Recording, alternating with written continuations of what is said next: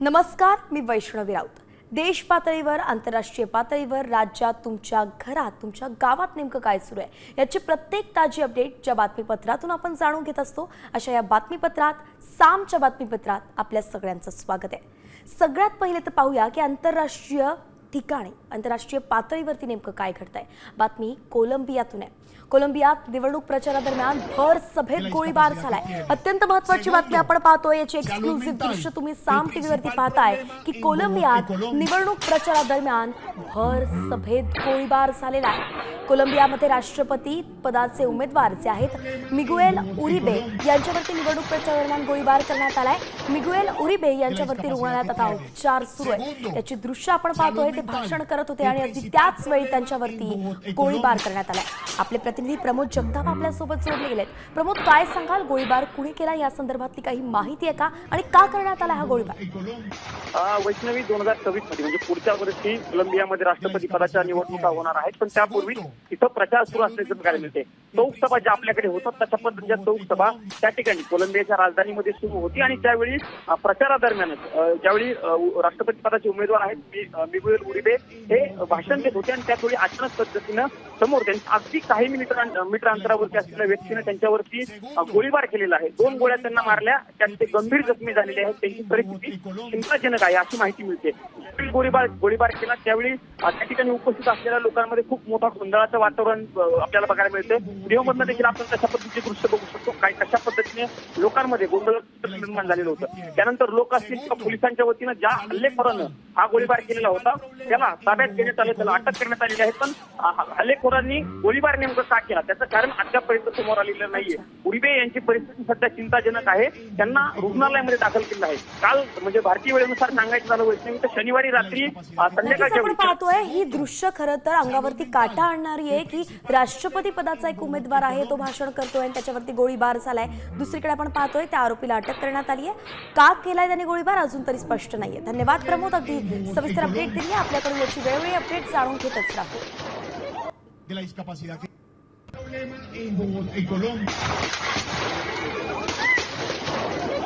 la discapacidad que tiene. Segundo, salud mental, el principal problema en Bogotá, en Colombia.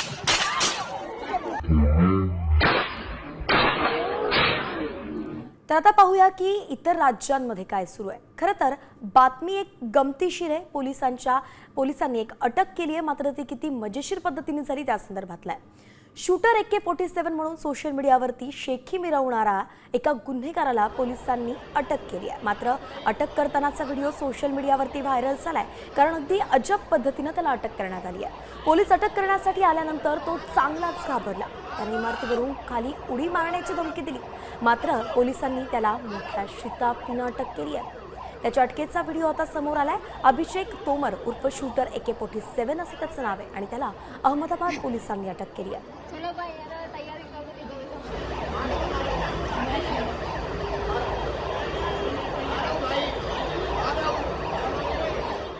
अहमदाबादनंतर थेट येतोय राज्यामध्ये आणि जातोय रत्नागिरीत। रत्नागिरीमध्ये मुंबई गोवा महामार्गावरती निवळी घाटात अपघात झालाय। LPG टँकरनं मिनी बसला जोरदार धडक दिली आणि त्यामुळे मिनी बस पलटी झाला। अपघातानंतर LPG टँकरमधून गॅस गळती सुरू झाली, तर एका घराला यामुळे आग लागल्याची माहिती आहे। या अपघातात बसमधील प्रवासी गंभीर जखमी झालेत, त्यांच्यावरती जिल्हा शासकीय रुग्णालयात उपचार सुरू आहेत।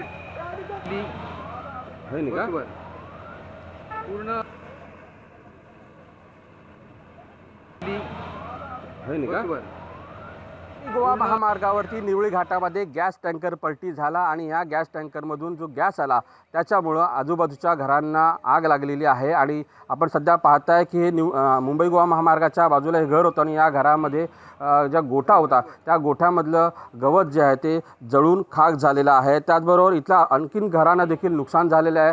त्याचबरोबर इथली रिक्षा होती, या घराच्या बाजूला रिक्षा होती, त्याचबरोबर कार होती, ही रिक्षा देखील या आगीच्या ज्वालामध्ये जी आहे ती जळून खाक झालेली आहे। त्याचबरोबर या आगीचा फटका जो आहे तो इथल्या जनावरांना देखील बसलेला आहे। यांची म्हैस जी होती, या म्हैस देखील या आगीमध्ये जाळलेले आहे।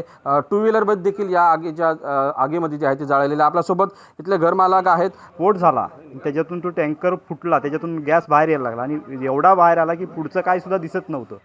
आणि त्यामुळे आम्ही बाहेरून पळून गेलो आणि नंतर हवेबरोबर ती आग लागत आली आणि ती आग लागून मग ही रिक्षा पेटली, कार पेटली, गोटा होता, ते पेंडा होता तो पेटत गेला, वरची बाजूची झाडं पेटत गेली आणि मग घरात आतमध्ये आग गेली आमच्या. अमोल कले, साम टीव्ही, रत्नागिरी.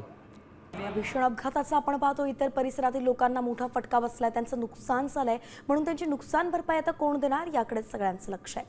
पुढची बातमी महत्त्वाची आहे, जाणून घेतोय. सोन्याच्या दरात 1400 रुपयांची घसरण झाली आहे. अत्यंत महत्त्वाची बातमी आहे. तर दुसरीकडे चांदीच्या दरात 1000 रुपयांची वाढ झाली आहे. एकीकडे सोनं स्वस्त झालेलं आहे तर दुसरीकडे चांदी 1000नं महाग झालेली आहे.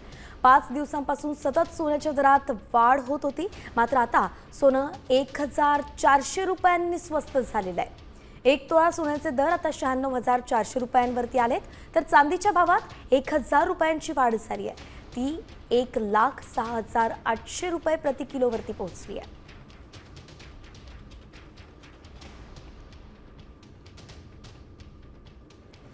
तर पावसानं पुण्याला चांगलंच झोडपलं. काल जोरदार पाऊस पुण्यात झाला आणि त्यानंतर हिंजवडी पार्क इथला एक महत्त्वाचा व्हिडिओ आता सोशल मीडियावरती व्हायरल होतोय, ज्यात दिसतंय की हिंजवडी IT पार्क म्हणजेच वॉटर पार्क झालाय.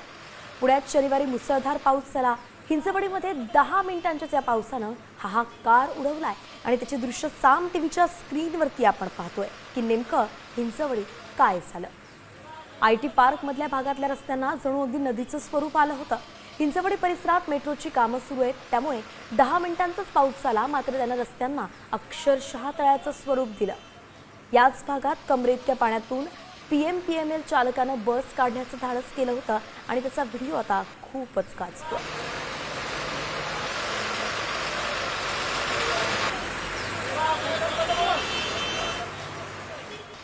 एकीकडे पावसानं हाहाकार माजवलाय तर दुसरीकडे कोरोना पुन्हा आपलं डोकं वर काढतोय.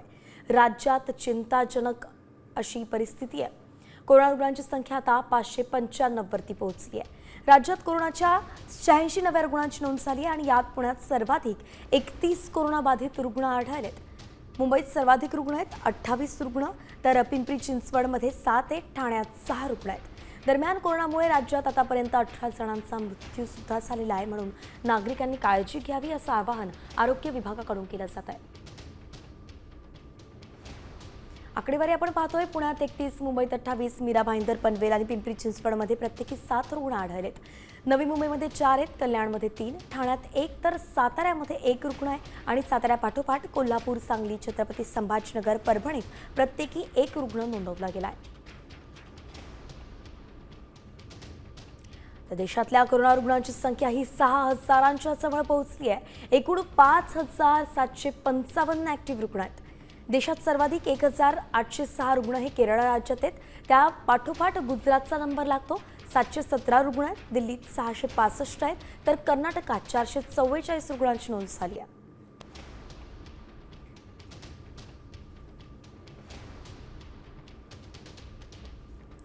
कोरोनानं सगळ्यांनाच धडकी भरवली आहे, मात्र या वाढत्या रुग्णसंख्येचा सर्वाधिक फटका नेमकं कुणाला बसतोय?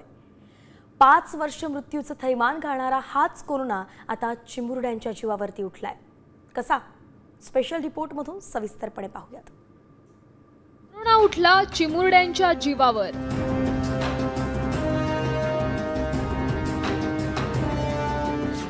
कोरोनानं वाढवलं पालकांचं टेन्शन.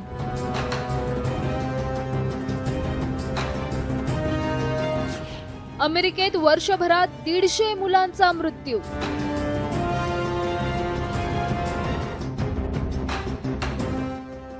देशात कोरोनानं पुन्हा थैमान घालायला सुरुवात केली आहे. कोरोना रुग्णांची संख्या 5,000वर पोहोचली आहे. त्यात आता कोरोनाचा नवीन व्हेरियंट लहान मुलांसाठी धोकादायक ठरतोय. उत्तर प्रदेशातील नोएडामध्ये याच कोरोना व्हायरसमुळे 3 वर्षांच्या मुलीचा मृत्यू झालाय. आता या कोरोनामुळे पालकांचंही टेन्शन वाढलंय. कोरोनाचा नवीन व्हेरियंट मुलांसाठी किती धोकादायक आहे पाहूया. कोरोना उठला मुलांच्या जीवावर. ओमायक्रॉनचे JN1, LF7 आणि NB181 या सब व्हेरियंटच्या प्रादुर्भावाचा वेग वाढला. WHO नुसार NB181 हा कोरोनाचा नवीन सब व्हेरियंट. डेल्टा आणि ओमायक्रॉन सारख्या व्हेरियंट नंतर मुलांनाही कोरोनाची लागण. लहान मुलं प्रामुख्यानं SARS-CoV-2 व्हायरसचा शिकार. देशाच्या रुग्णसंख्येत लहान मुलांचं प्रमाण 13%. मुलांमध्ये डायरिया, अतिसुस्ती, डिहायड्रेशन, मळमळ आणि उलट्या अशी लक्षणं अधिक. अमेरिकेत कोरोनामुळे 150 मुलांचा मृत्यू. कोरोना लहान मुलांना होण्याचं मुख्य कारण म्हणजे जी नवजात अर्भकं असतात त्यांच्यामध्ये कुठल्याही प्रकारची प्रतिकारशक्ती अजून पूर्णपणे तयार झालेली नसते. साहजिकच त्यांच्याबरोबर असलेल्या त्यांच्या जवळपास असलेल्या आईवडिलांचे किंवा इतर जे काही वैद्यकीय कर्मचारी आहेत त्यांना जर याची लागण झाली असेल तर ते ताबडतोबच त्यांना होऊ शकतो. दरम्यान SARS-CoV-2 आणि NB181 या कोरोना व्हेरियंटमुळे पालकांचं टेन्शन वाढलंय. आता पालकांनी मुलांना कोरोनाची लागण होऊ नये यासाठी काय खबरदारी घ्यावी ते पाहूयात. काय खबरदारी घ्यावी? मधुमेह, हृदयरोग, दमा किंवा इतर आजार असणाऱ्या मुलांवर विशेष लक्ष ठेवावं.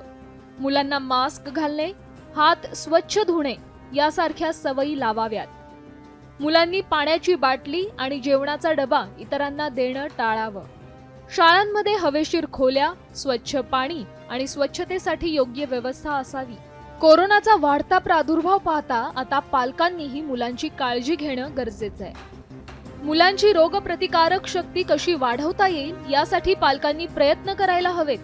तसंच मुलांमध्ये कुठल्याही प्रकारची लक्षणं आढळल्यास दुर्लक्ष न करता मुलांवर तातडीने उपचार करायला हवेत. ब्युरो रिपोर्ट, साम टीव्ही न्यूज. बातमी राज्याच्या राजकारणातून आहे आणि बातमी राणे कुटुंबियांसंदर्भात आहे. आमदार निलेश राणेंनी त्यांचे बंधू मंत्री नितेश राणेंचे कान टोचलेत. नितेश राणे यांनी जपून बोलण्याचा सल्ला निलेश राणेंनी दिलेला आहे. आपण महायुतीत आहोत हे विसरून चालणार नाही अशी आठवण निलेश राणेंनी आपले धाकटे बंधू नितेश राणेंना करून दिली आहे. खरं तर याची पार्श्वभूमी सांगायची तर नितेश राणेंनी आपल्याच मित्रपक्षांना भर सभेमध्ये इशारा दिला होता आणि त्यानंतर आपण पाहतोय की त्यांचे बंधू निलेश राणेंनी नितेश राणेंचे कान टोचले. निलेश राणेंनी काय ट्विट केलं आपण पाहतोय. नितेशनं जपून बोलावं. मी भेटल्यावरती बोलेनच, पण आपण बोलताना भान ठेवून बोललं पाहिजे. आपल्या बोलण्यापेक्षा कोणाचा फायदा करतोय याचं भान असलं पाहिजे. आपण महायुतीमध्ये आहोत हे विसरून चालणार नाही.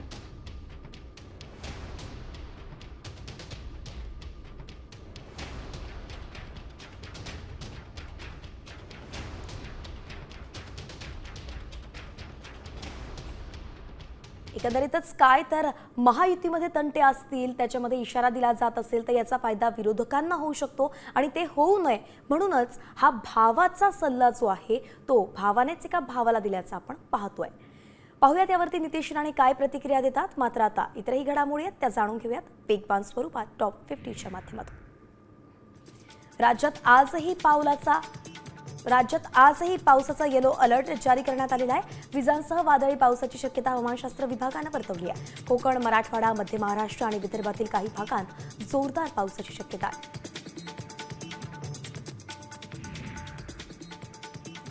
सांगलीमध्ये कृष्णा घाटावरती आफ्रिकन पाहुणा चातकचं आगमन झालेलं आहे. चातकाच्या सुरांची रान मैफल कृष्णा घाटावरती रंगतीये. तर या चातक पक्षाचा मुक्काम जून ते सप्टेंबर म्हणजे संपूर्ण पावसाळ्यात राहणार आहे. सांगलीमध्ये पावसामुळे अमरापूरच्या ओढ्यावरील रस्ता 4 दिवसांपासून जलमय झालाय. जीव मुठीत घेऊन आसपासच्या गावातील ग्रामस्थांना, शेतकऱ्यांना वाट काढावी लागते. गेल्या 5 महिन्यांपासून सुरू असलेल्या ओढ्याचं काम रखडलंय. मात्र याकडे सार्वजनिक बांधकाम विभागाचं दुर्लक्ष होत आहे.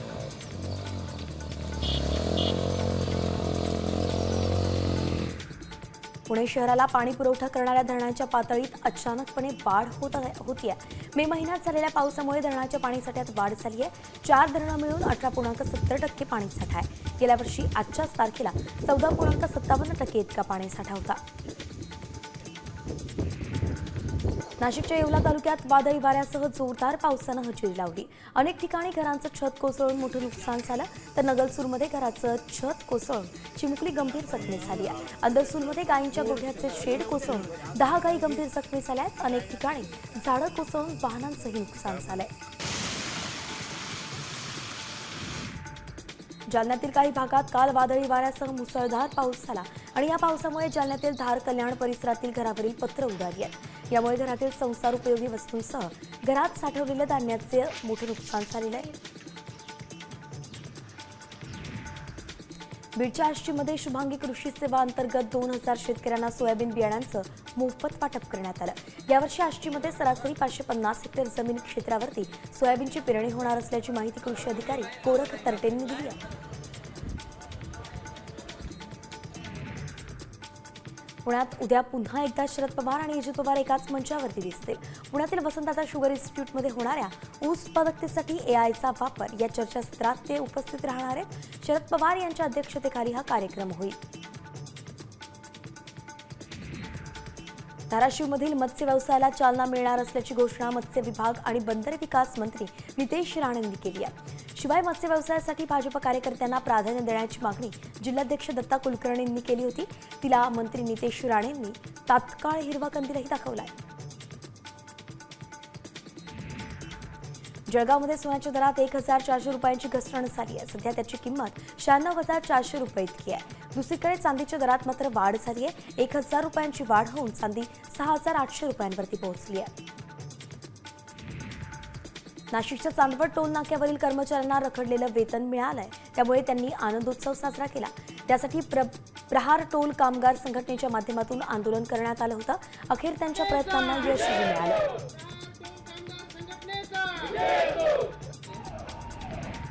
पीएमपीच्या अध्यक्षांनी आगार प्रमुखांना आदेश दिलेत.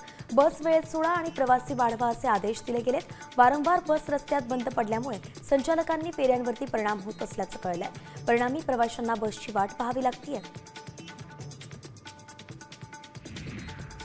कला पदविका अभ्यासक्रमाच्या पात्रता निकषात बदल करण्यात आलेत.